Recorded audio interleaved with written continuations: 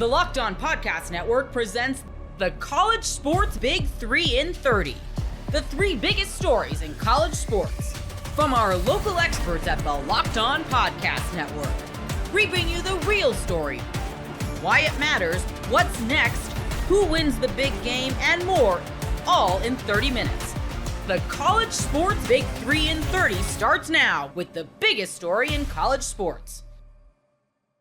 You are Locked On Vols, your daily podcast on the Tennessee Volunteers. Josh Ward, it is, it was a couple weeks off, but it's game week once again. Hopefully, this is not the last football game week we'll have this year. It's going to be a tough one, obviously, but Tennessee, Ohio State, it is finally here. Well, just a couple days away, but thoughts this week. How are the vibes on the radio station over at WNML?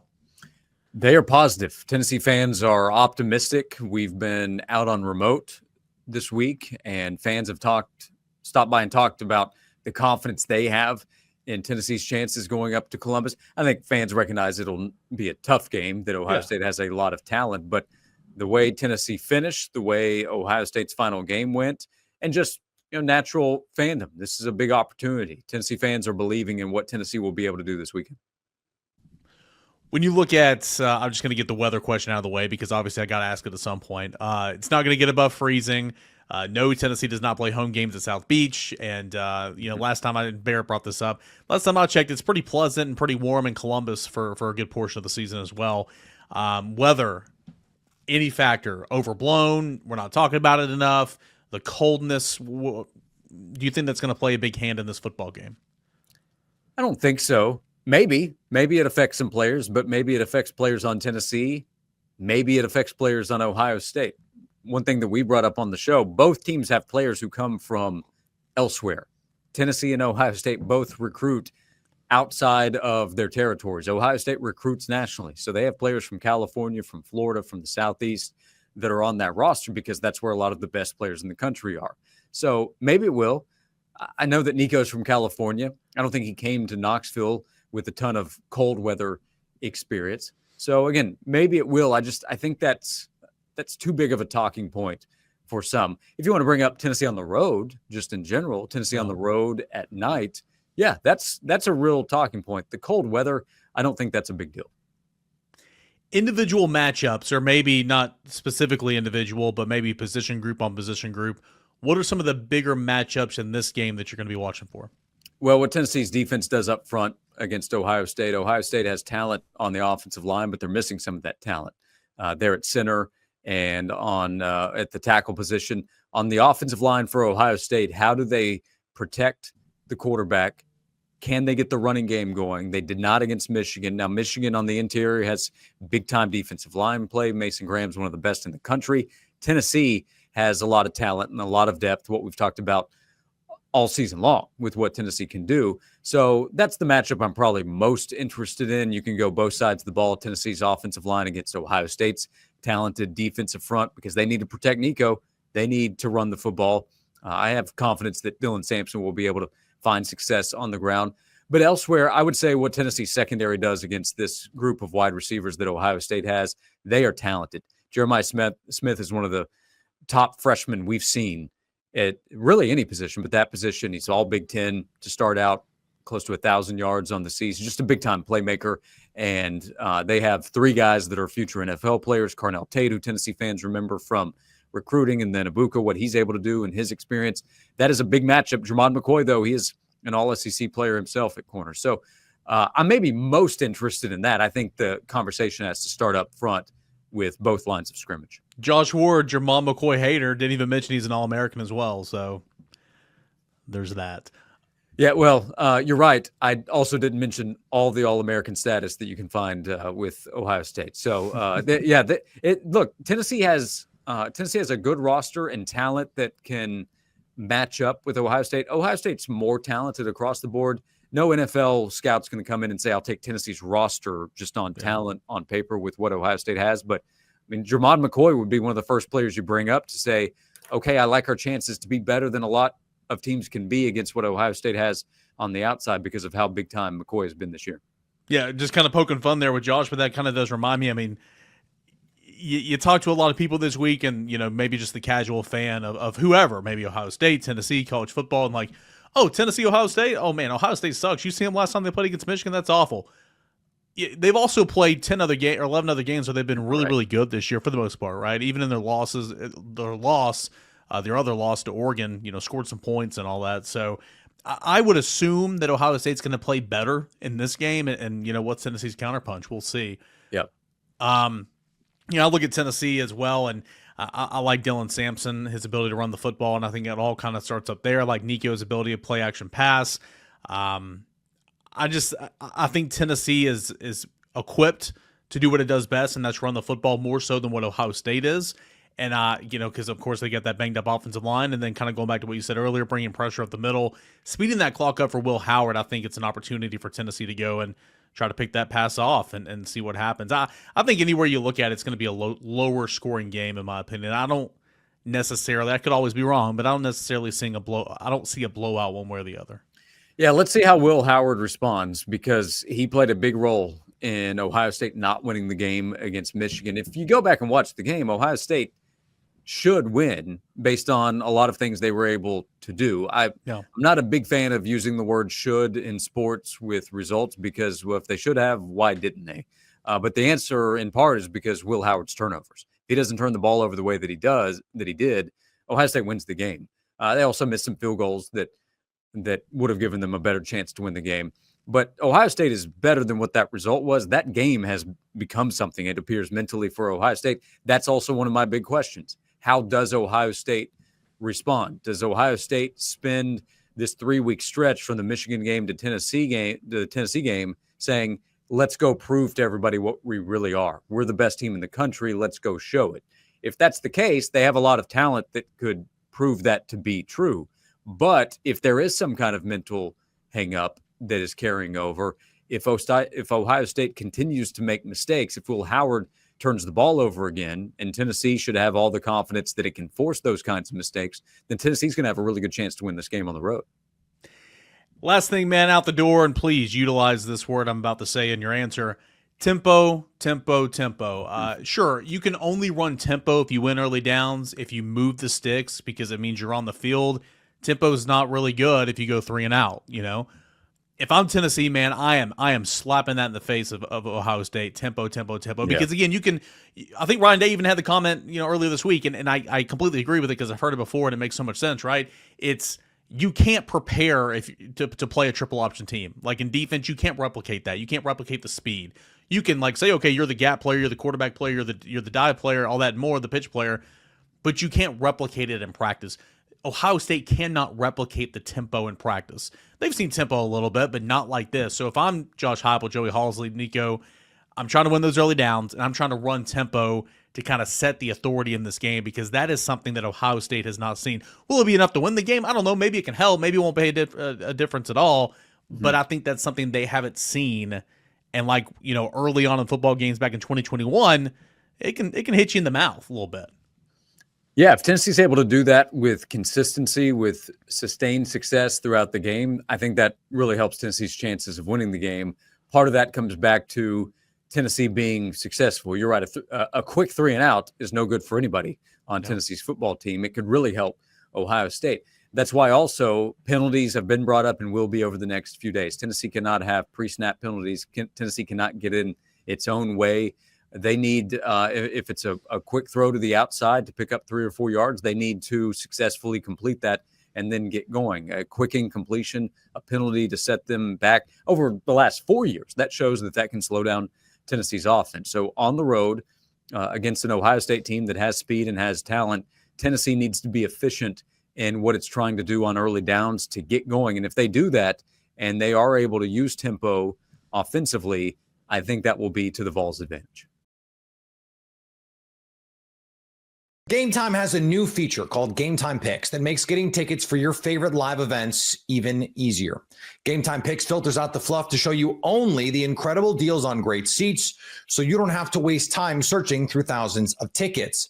Curation makes it easier to save more on sports, concerts, comedy, theater, and more near you. You can take the guesswork out of buying tickets with Gametime. Download the Gametime app, create an account, and use code LOCKEDON for $20 off your first purchase. Terms apply. Again, create an account and redeem code LOCKEDON for $20 off. Download Gametime today. What time is it? Gametime. The biggest X factor here is not Drew Aller, not Tyler Warren. You are Locked On Nittany Lions, your daily podcast on the Penn State Nittany Lions. Part of the Locked On Podcast Network, your team every day. Penn State wins against SMU and covers. My final score prediction is 35-21. And the biggest X factor, the biggest key to all of this is defensive coordinator Tom Allen for the Nittany Lions. Based off of recency bias, you're going to probably think that this is crazy, that Tom Allen is no good. Look how he struggled against Oregon. Why are we to think that SMU isn't going to give him the same fits? Tom Allen will be the key factor in this game. May I remind everyone that Oregon is a top 5 offense, objectively. That was a Penn State defense that gave up 45 points to a team that is just that good offensively, and SMU is not that. Now, I like what SMU has to offer, but where Tom Allen is going to be the difference maker here is the X's and O's.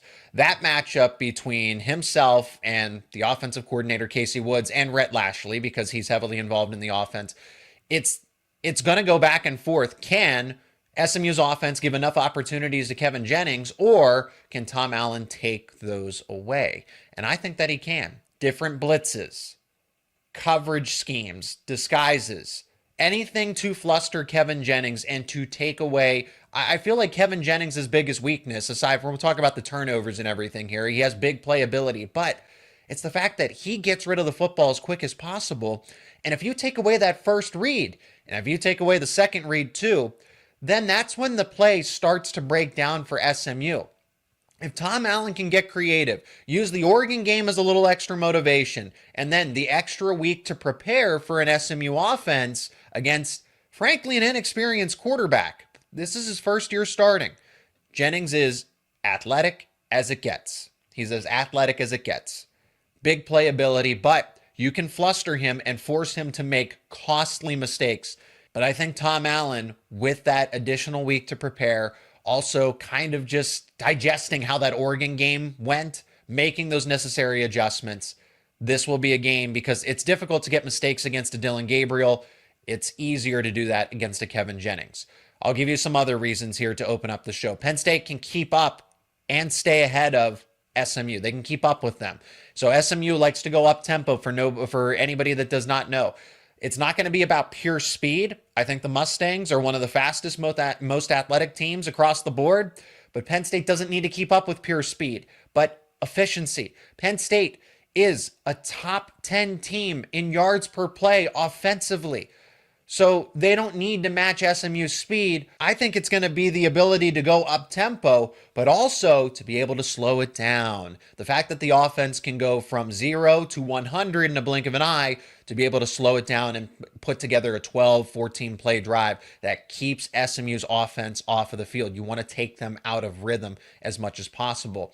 And then talking about the offense specifically, Penn State's offense will continue its ways against an SMU defense that allows the big play. This is a streaky defense if you play against their strengths.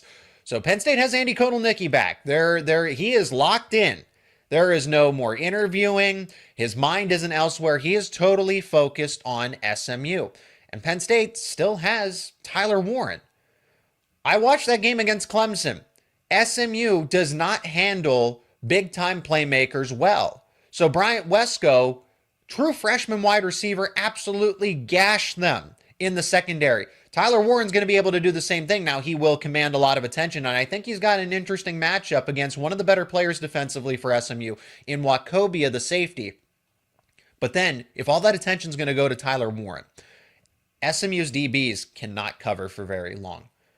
Trey Wallace, Amari Evans, even Liam Clifford. Are we going to see Caden Saunders back?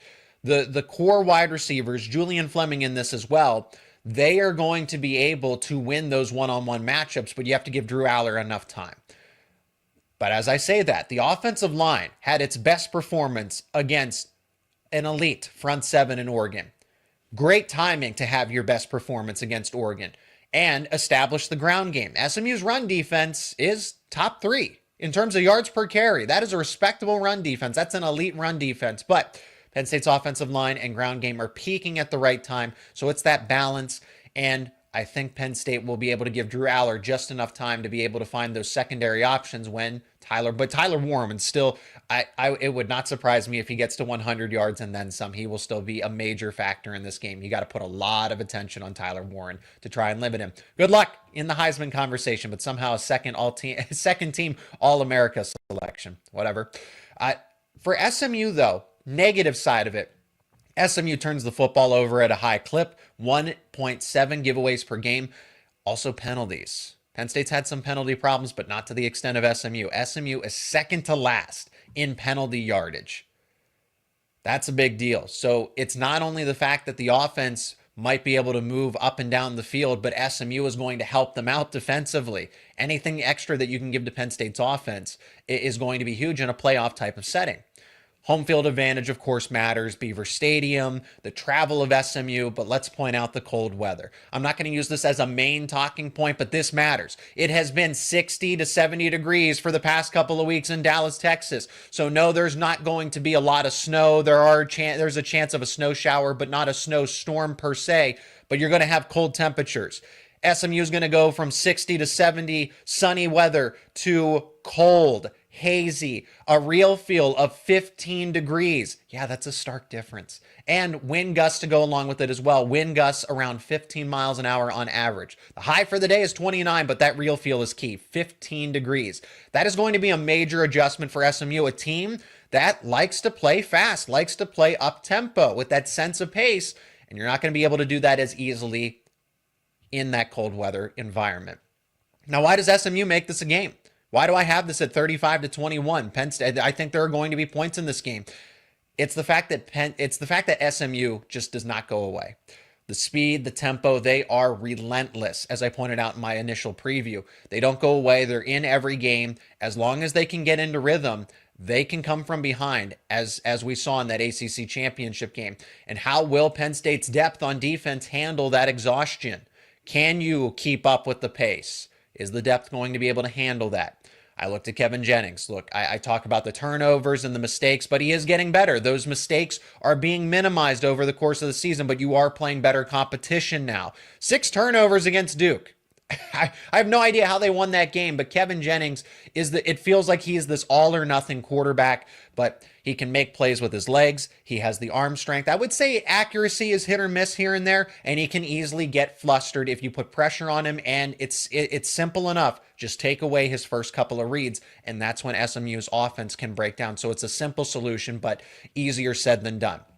Brashard Smith, offensively, running back, do everything. Three down running back, can catch the pass, can block. He's obviously their leading rusher on the season, over 1,000 yards. So it's that 1-2 punch in the ground game that makes this offense so dynamic that you have to account for Jennings' legs, his arms, his ability to ad lib, and then you add a complete back like Brashard Smith, who will have an NFL career. That's why SMU is never out of a game offensively. Lots of players are involved in the passing attack. Jennings can go here. Jennings can go there. He's got a bunch of different wide receivers that Penn State is going to have to account for. Penn State is also still not tackling well. So I mentioned the athleticism, the elusiveness of these players, the speed. If you're not tackling well, you're going to miss a lot of tackles in this game if you're Penn State and you don't stay disciplined. I already mentioned SMU's run defense being top 3. That is going to keep them in any game.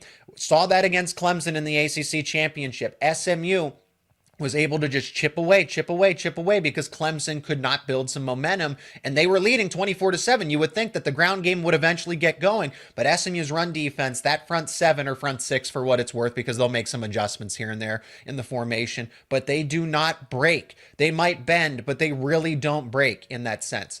And SMU, they might give the football away, but they get it right back. They are overly aggressive. I would say this defense plays just as fast as the offense does.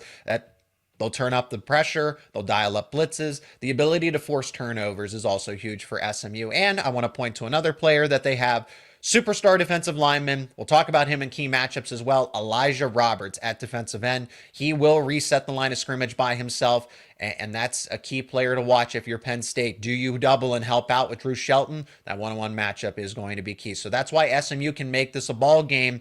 Potentially a backdoor cover here. I don't think it will be enough, and I think the weather plays into that as well. So my final score is 35-21 Penn State. Get ready to tackle the NFL action with FanDuel, America's #1 sportsbook, because right now new customers can bet $5 and get $150 in bonus bets if you win. The FanDuel Sportsbook app gives you everything you need to place live bets on the NFL all in one place.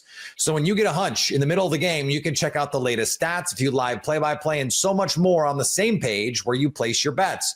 Just visit FanDuel.com to join today. You'll get started with $150 in bonus bets if you win your first $5 bet. And you can look at some early NFL lines. The Vikings are headed to the Pacific Northwest to face the Seahawks. FanDuel likes the Vikes by 3.5 points on the road. That's FanDuel.com. Never waste a hunch and make every moment more with FanDuel, an official sportsbook partner of the NFL. You are Locked On Boston College, your daily podcast on the Boston College Eagles.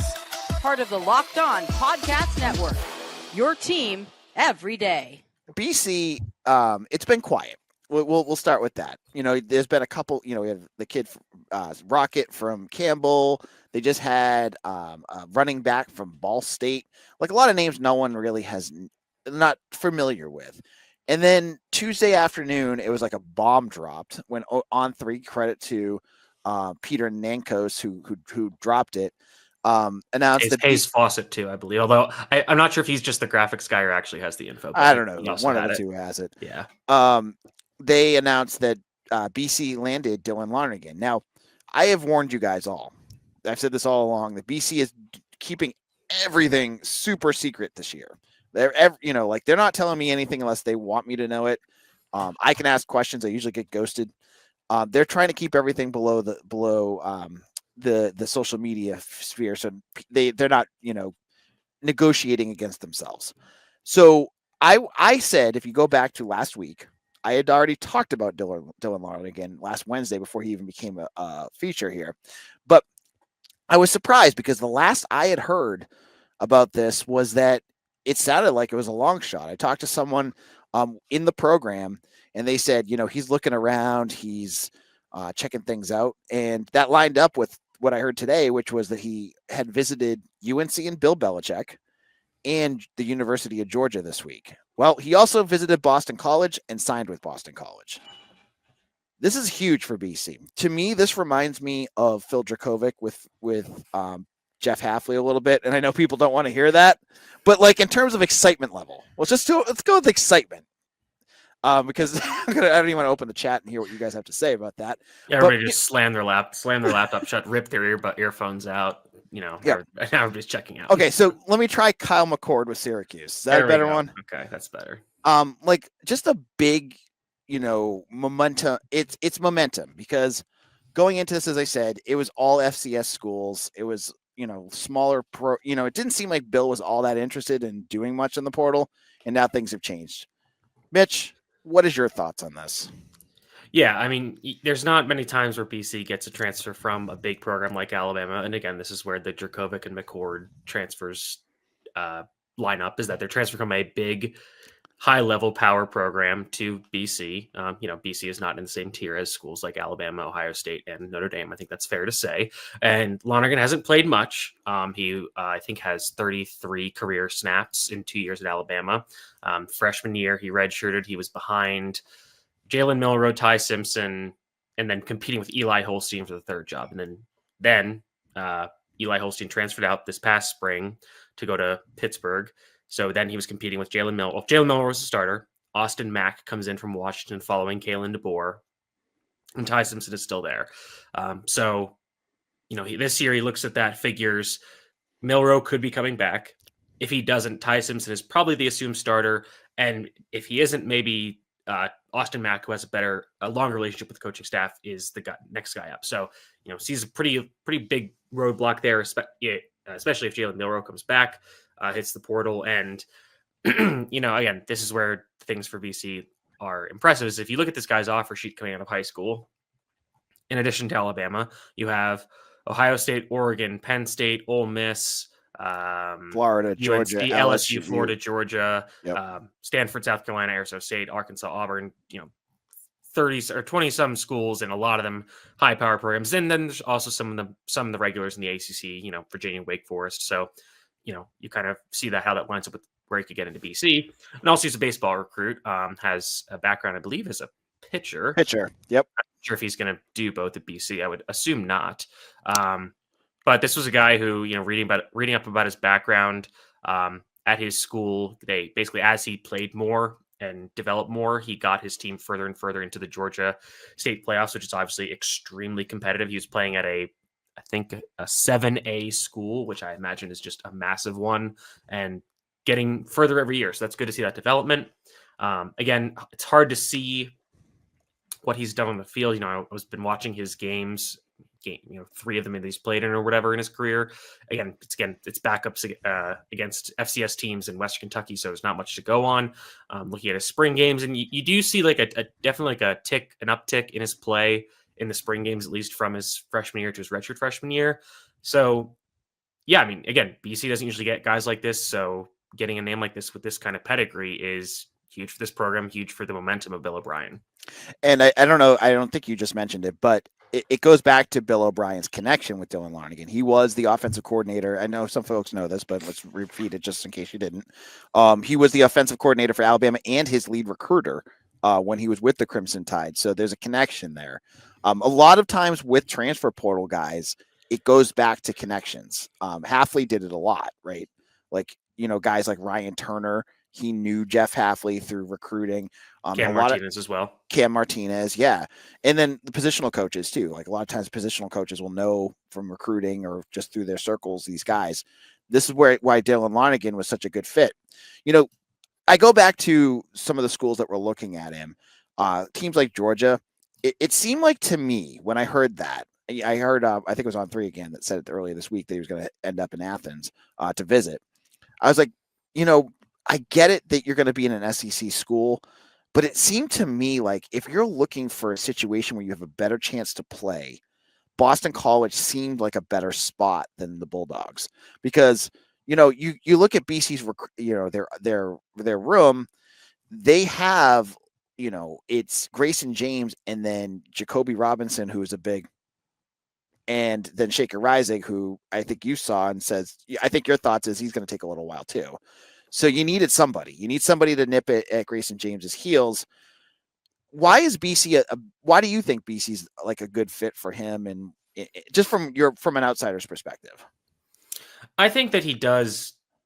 Again, not like he's being brought in here specifically to compete with Grayson James, but this is a guy that's going to come in and he's not necessarily like a long-term developmental project that I think definitely Shaker Risig is, and I think Robinson is still.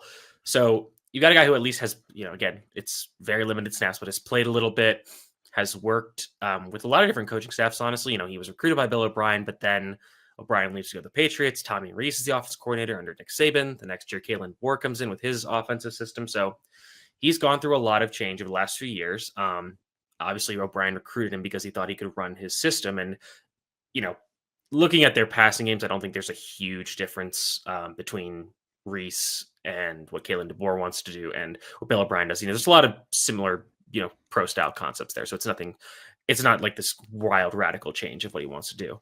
And also, like you said, like this sets out, even if Lonergan doesn't win the job, it does still set out a very good timeline for BC's quarterback progression, which is something that we've talked about as a cycle of that BC's trying to get out of, where they have these transfers and then they work out for a bit of a time and then they quickly fall off and then they go to the next guy and then they go next guy and so on and so forth. So basically, if James wins the job this year, which I think we both lean that way, but again, it's been a decently small sample size with him.